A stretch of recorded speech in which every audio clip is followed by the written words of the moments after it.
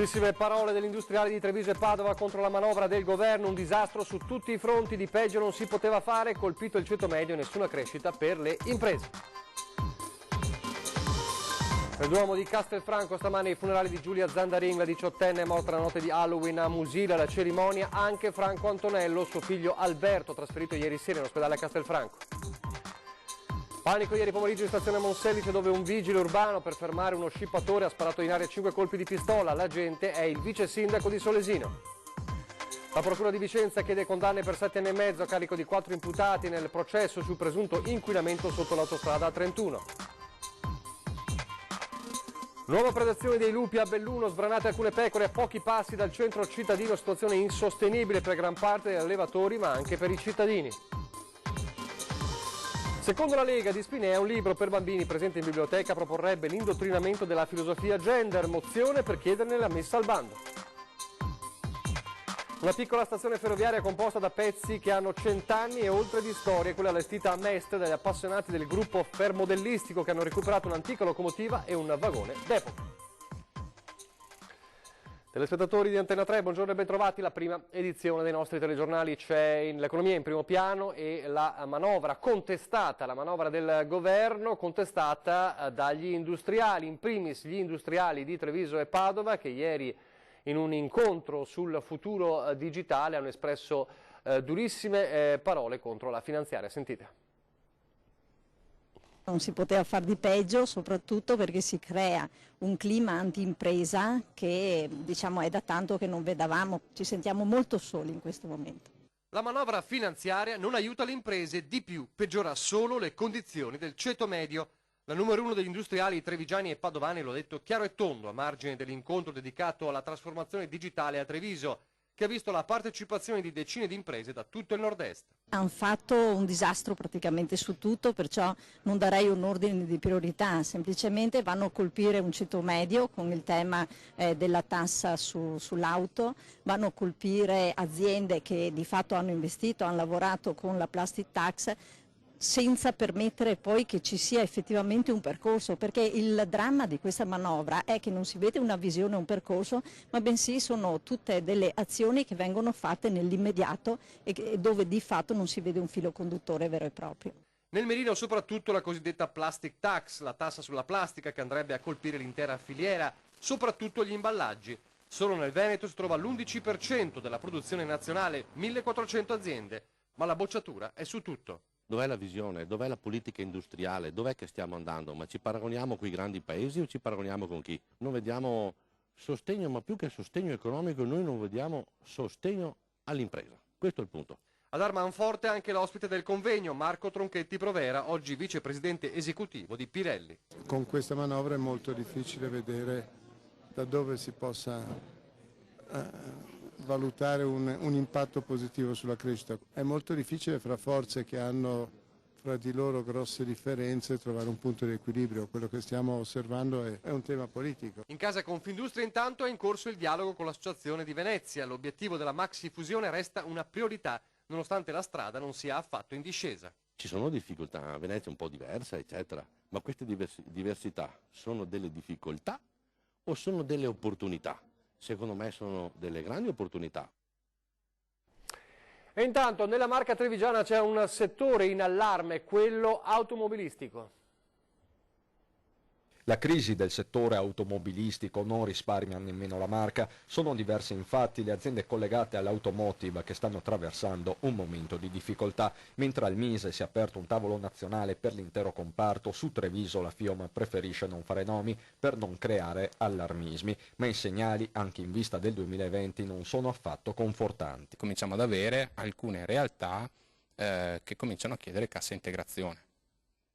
Allora, finché sono le aziendine artigiane, piccole e medie imprese è un conto, quando cominciano a chiedere strumenti di sostegno al reddito, aziende che fino a ieri stavano bene, qualche domanda ce la cominciamo a fare. Mentre il settore auto diventa un sorvegliato speciale, restano aperti altri fronti, su tutti quello della contrattazione aziendale che nel trevigiano riguarda 12.000 operai che contano su premi di risultato medi nel triennio di 1.500 euro lordi, 43 gli accordi sottoscritti finora dal 2016, diversi quelli in scadenza da De Longhi al gruppo Zoppas, passando per il più discusso quello alla Electrolux, fermo da dal 2007, più volte nel mirino dei sindacati per i ritmi lavoro e la concorrenza dei robot. Ovvio che nel rapporto fra uomo e macchina noi dovremmo sempre ricordare che la macchina è una macchina e l'uomo è un uomo, e quindi garantirgli condizioni che gli permettano di fare il suo lavoro in tutela, in termini di salute e appunto di sicurezza. E la nuova contrattazione aziendale, annuncia la FIOM, sarà sempre più green. Massima attenzione sarà posta agli ambienti di lavoro con illuminazione a LED, alle filiere a chilometri zero per le mense, alla riduzione della carta con l'introduzione della busta paga elettronica.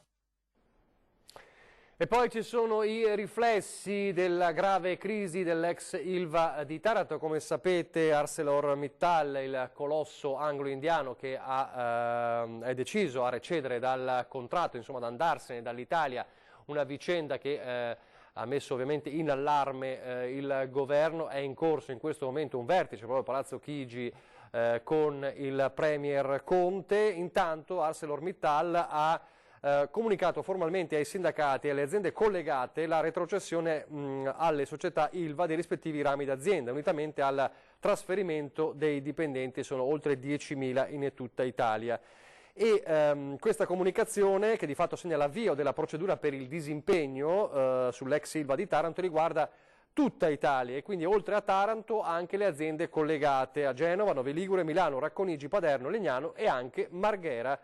In particolare 55 unità a Marghera, quindi i riflessi di quanto accade sul fronte dell'ex Ilva riguardano anche Marghera. Vedremo gli sviluppi nelle prossime ore. Lasciamo adesso il settore economico, andiamo a Castelfranco dove si è da poco concluso la cerimonia funebre per ricordare e dare l'addio a Giulia Zandarin, la 18enne morta la notte di Halloween nel tragico incidente di Musile di Piave. Alla cerimonia funebre molto sentita e molto partecipata dalla città evidentemente c'era accompagnato dal figlio Andrea anche Franco Antonello, il papà dell'altro ragazzo Alberto, che come sapete era alla guida dell'auto nello schianto fatale. Il 19enne ieri sera è stato trasferito all'ospedale di Mestre, da Mestre a quello di Castelfranco, visti miglioramenti costanti anche se le sue condizioni restano serie.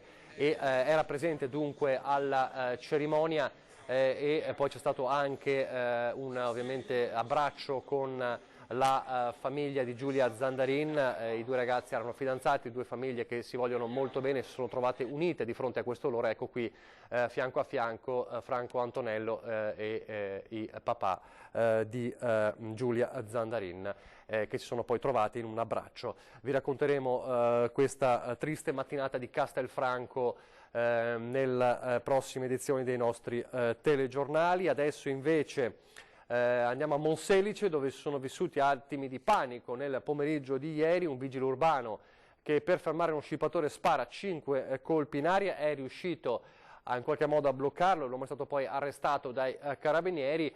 Questo vigile è anche un vice sindaco, il vice sindaco di Solesino. È finito in manette il malvivente che verso le 17 di martedì ha costretto un agente della polizia locale a sparare in aria 5 colpi di pistola nel tentativo di fermarlo nei pressi della stazione ferroviaria. Lo annuncia la sindaca del comune della Rocca, Giorgia Bedin. L'uomo aveva appena scippato un'anziana facendola cadere rovinosamente a terra nel piazzale della stazione. La pattuglia di vigili l'ha inseguito fino a dentro lo scalo, dove l'agente ha sparato a scopo intimidatorio. Niente di diverso dai suoi compiti se il vigile, Orfeo D'Argenio, non fosse anche il vice sindaco del vicino comune di Solesino, dove qualche mese fa il sindaco Elvi Bentani ha stanziato circa 4.000 euro per dotare i suoi agenti di 2 mitragliette Glock e di giubbotti antiproiettile. D'Argenio avrebbe raccontato di aver visto che il rapinatore aveva estratto una pistola, probabilmente per difendersi dai vigili che gli stavano vicino, e a quel punto anche lui ha preso la sua arma, sparando dei colpi in aria per fermarlo. Il successivo intervento di un contingente di carabinieri da Padova ha provveduto al fermo del rapinatore. Gli spari hanno generato caos e attimi di panico vicino alla stazione dei treni, che a quell'ora era frequentata da molte persone. La donna rapinata e ferita è stata portata in ospedale. Intanto continua l'escalation di furti nella Marca trevigiana, tanto che il prefetto ha deciso di convocare nuovamente i sindaci del territorio per fare il punto della situazione. Gli ultimi casi a San Biagio di Callalte e Preganziol. In questi casi si prova proprio brutte cose. La signora Elena ha 94 anni e grinta da vendere. Ieri sera stava guardando la TV quando verso le 9 i ladri si sono introdotti in casa sua, passando per questo balcone, che oltrepassata la recinzione dà sulla strada regionale Postumia, poco dopo San Biagio in direzione Oderzo. La donna non si è accorta di nulla e nemmeno la figlia che abita a qualche metro con la famiglia. Una volta in casa con la TV accesa, i ladri sono saliti indisturbati al primo piano in camera, impossessandosi dei ricordi di una vita, su tutti la fede nuziale, ad accorgersene la figlia. È stata mia figlia che è venuta a salutarmi, che viene ogni sera e mi ha detto: hai aperto tu il balcone di dietro? E mi ha detto no, e perché è aperto là? Banditi che hanno operato in tutta calma, prelevando merendine e trovando il tempo di mordere anche questi melograni, non contenti hanno pure defecato in giardino. Di lì il raid è proseguito nelle abitazioni vicine fino in via Calaltella. Qui è stata visitata la casa del signor Giovanni. Sono a prendere il ragazzo al lavoro, vengo a casa alle 10:15 così, vado a letto e trovo tutto aperto, i cassei, l'armerone, il comodini. Avevo la sedia di fronte al letto, mi ha messa in cima al letto senza muova niente. E anche in questo caso i ladri hanno portato via un pezzo di vita e ricordi, i gioielli della moglie defunta, ma è tutta la zona ad avere paura. Gli anziani sono sotto tiro. Ho paura tanta. Male perché quando si ha una certa età si soffre a sentire queste cose. Ed è l'intera Marca a essere nel mirino, da Vittorio Veneto a Montebelluna. E da Preganziol giovedì mattina Fratelli d'Italia lancia una mobilitazione contro i furti. La contabilità, afferma Sandro Taverna, coordinatore provinciale del partito, parla di 52 abitazioni visitate negli ultimi giorni solo sul territorio comunale, 250 le segnalazioni. Cifre pesanti per un fenomeno che sembra esploso con l'autunno. Adesso la cronaca giudiziaria, parliamo dell'inchiesta sulla Valdastico Sud, perché la Procura di Vicenza ha chiesto condanne per 7 anni e mezzo a carico di 4 imputati. Processo per il presunto inquinamento sotto l'autostrada Valdastico Sud. Il pubblico ministero di Vicenza ha chiesto 7 anni e mezzo per i 4 imputati, risarcimento per centinaia di migliaia di euro e soprattutto il ripristino. L'accusa in aula ha ricordato come l'inchiesta era partita dagli esposti di alcune associazioni coadiuvata dalle dichiarazioni di alcune persone informate come capocantieri, camionisti, oltre a carotaggi e accertamenti tecnici. Dichiarazioni e informazioni che hanno portato la Procura alla conclusione che sotto la Valdastico Sud in alcuni punti siano stati sversati dei rifiuti e che vi sia stata frode nelle pubbliche forniture ai danni della società Autostrade. Da parte della difesa degli imputati è stata chiesta l'assoluzione. Il giudice ha aggiornato l'udienza per la sentenza a metà dicembre. Adesso torniamo a parlare di predazioni dei lupi nel Bellunese, anzi a Belluno in città, e davvero a pochi passi dal centro. L'ultimo episodio fa scalpore proprio per la vicinanza al centro cittadino. Ci racconta quanto accaduto Tiziana Bolognani. Tiziana. Sì, buongiorno a voi da Belluno, mi trovo a nemmeno 150 metri dall'incrocio che porta a Castione, siamo praticamente a un tiro di schioppo dal centro di Belluno, il campanile del Duomo di fronte a noi e in un'area verde, in un prato verde che è recintato con un filo elettrico, con fili elettrici dove normalmente pascolano le pecore del signor Aldino Bianchetta. Questa notte i lupi hanno attaccato 2 le pecore sbranate e per il signor Bianchetta si tratta dell'8ª predazione, complessivamente 23 i capi predati e una situazione oramai di totale esasperazione. Dice: non ce l'ho con il lupo, ce l'ho con il sistema che evidentemente non funziona, perché negli anni io mi sono attrezzato esattamente come prescrive il regolamento, e quindi questa è una situazione che deve essere affrontata in maniera totalmente differente. Il fatto grave è che questo episodio sia accaduto davvero a 2 passi, nel vero senso della parola, dal centro, dal cuore, dal centro storico di Belluno. È tutto, a voi.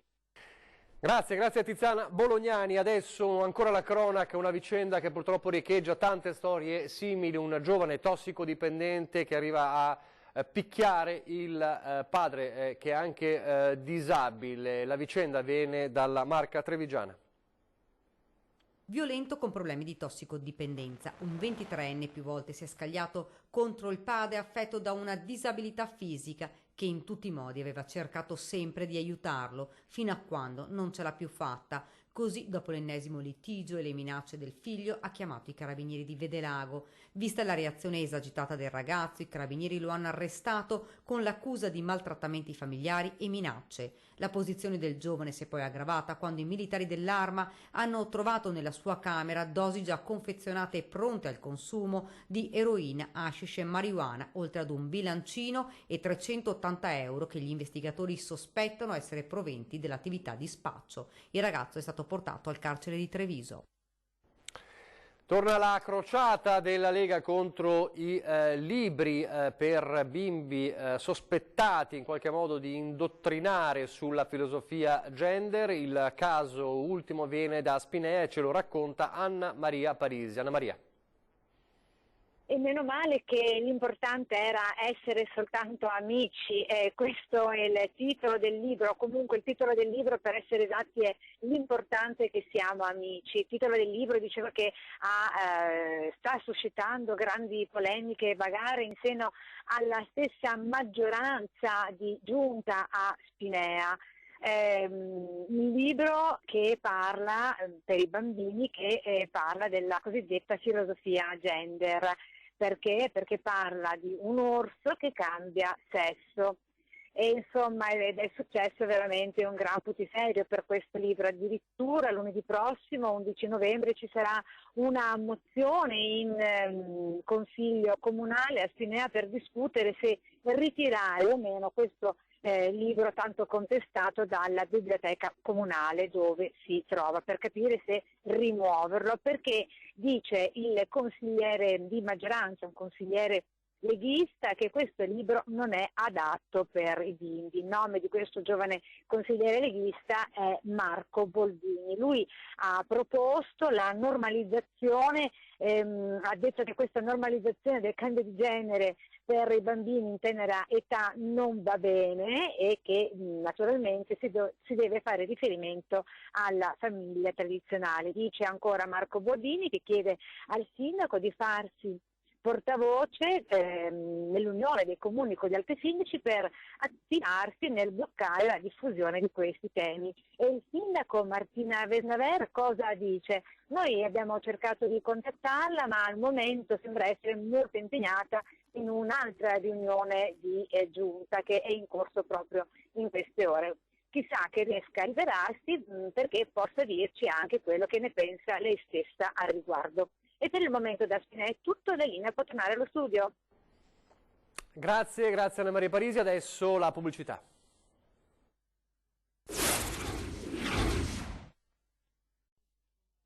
Rieccoci in studio in diretta per parlare di ludopatia e del giro di vite della regione sulle macchinette videopoker e slot machine. Limiti agli orari di apertura e funzionamento per sale e punti gioco uguali in tutto il Veneto, a disporlo la Giunta regionale del Veneto. Noi abbiamo individuato 3 fasce di orarie, che sono le fasce che in base al tavolo tecnico con i responsabili dei SERD, ma anche con gli amministratori locali abbiamo individuato, quindi 7, 9, 13, 15, 18, 20, perché vanno a colpire le fasce più vulnerabili, più sensibili, i giovani, le persone anziane, i disoccupati, le persone che escono dal lavoro. I 3 stop che entreranno in vigore in tutto il territorio regionale sono pensati per scoraggiare il nomadismo dei giocatori da un comune all'altro e per rinforzare il potere delle singole amministrazioni comunali. Resta inteso che valgono le altre ordinanze che i comuni hanno fatto rispetto a aperture. Quindi questo è qualcosa in più alle ordinanze che già i comuni hanno fatto e che sarà uniforme su tutto il territorio veneto.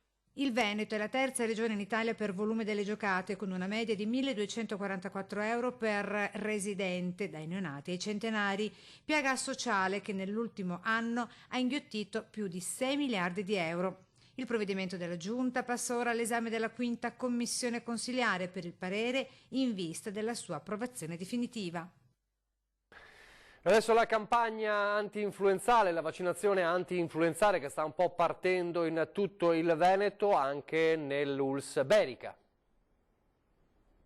Uno starnuto, qualche brivido, ossa pestate, spossatezze e alla fine qualche linea di febbre che poi tende ad alzarsi fino a toccare anche i 39. Sono i primi inequivocabili sintomi che l'influenza bussa alla porta del nostro organismo. Soggetti particolarmente sensibili sono gli anziani e chi soffre di patologie più o meno gravi.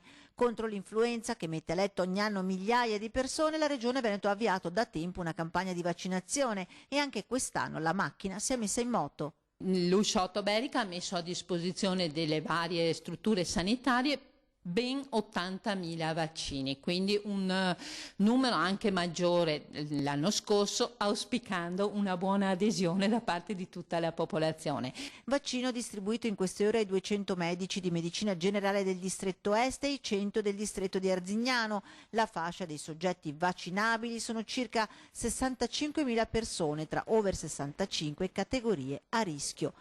E quest'anno torna alla ribalta un ceppo che da un po' non si vedeva. Per l'emergere di una parte del virus, lo chiamiamo antigene, che viene detto antigene Kansas, era qualche anno che non lo vedevamo, per cui il virus diciamo che è mutato un po' di più degli altri anni. A parte le categorie a rischio, per tutti gli altri il consiglio nei prossimi mesi è di evitare luoghi affollati e chiusi, senza ricambio d'aria, lavare spesso le mani e utilizzare fazzoletti usa e getta, oltre ovviamente uno stile di vita sano. Per chi vuole vaccinarsi invece... Noi aspettiamo il picco epidemico fra fine dicembre e le prime settimane di gennaio, per cui il consiglio è di vaccinarsi da questa prossima settimana fino a circa metà dicembre, è il tempo giusto. A Mestre adesso per tutti gli appassionati di treni e di modellismo, guardate.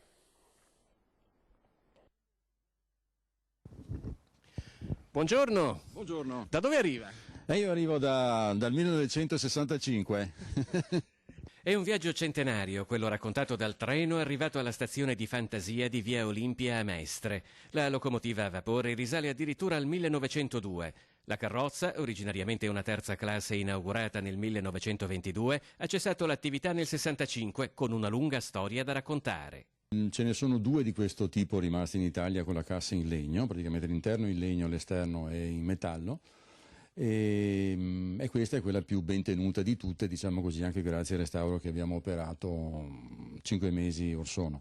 Che viaggio ha fatto? Questo è stato un po' dappertutto, ha portato i profughi dalla Libia, è stato anche in Russia con i prigionieri, con le truppe italiane, un po' in tutta Italia ovviamente, e finito la carriera a Padova e poi è finito la carriera, diciamo così, come monumento qui da noi. La locomotiva a vapore apparteneva invece alla rete adriatica e ha iniziato a macinare chilometri a forza di palate di carbone qualche anno prima del processo di nazionalizzazione che nel 1905 diede vita alle ferrovie dello Stato. Il vagone, amorevolmente recuperato come la locomotiva dal locale gruppo fermodellistico, ospita testimonianze d'ogni genere sulla ferrovia del tempo che fu, compresa una suggestiva e complessa riproduzione modellistica. Qui c'è un pannello di controllo esattamente come nelle stazioni vere. Sì, esatto, è la riproduzione di un banco, quello che viene chiamato apparecchiatura centrale elettrico itinerari, che adesso sono tutti stati sostituiti da cose molto più moderne, che vengono addirittura comandati in loco da Mestre, dal centro di via Trento, chiamavano così. Ma una volta c'erano proprio i capostazioni che ne avevano uno per ogni stazione. Insomma. È difficile da usare. Ma diciamo così, anche noi facciamo scuola. Attorno al treno, oggi sede del gruppo fermodellistico e meta di visite di adulti e scolaresche ogni seconda domenica del mese, è stato ricreato un paesaggio che ricorda una stazione, con altri pezzi d'epoca e qualche pezzo contemporaneo, come le panchine pubbliche che fanno parte di quelle che il sindaco Gentilini fece polemicamente togliere da Treviso nel 1997 perché ritenute sede di bivacco di immigrati e clochard. Quello in Via Olimpia è un angolo creato dalla dedizione degli appassionati di ferrovia che è un piccolo patrimonio di Mestre. Siamo in chiusura, vi ricordo l'appuntamento con ore 13 fra pochissimo, oggi è mercoledì e quindi torna a trovarci la CGIL, appuntamento da non perdere, parleremo di fisco con Monica Giomo, Giuliana Maffei e Graziano Basso. Questa sera invece a 20:10 la politica che torna in primo piano, tanti temi da affrontare con Nicola Finco, capogruppo della Lega in Regione Veneto, e Simone Scarabella, consigliere regionale del Movimento 5 Stelle. Vi lascio le previsioni del tempo, grazie per averci seguito, arrivederci.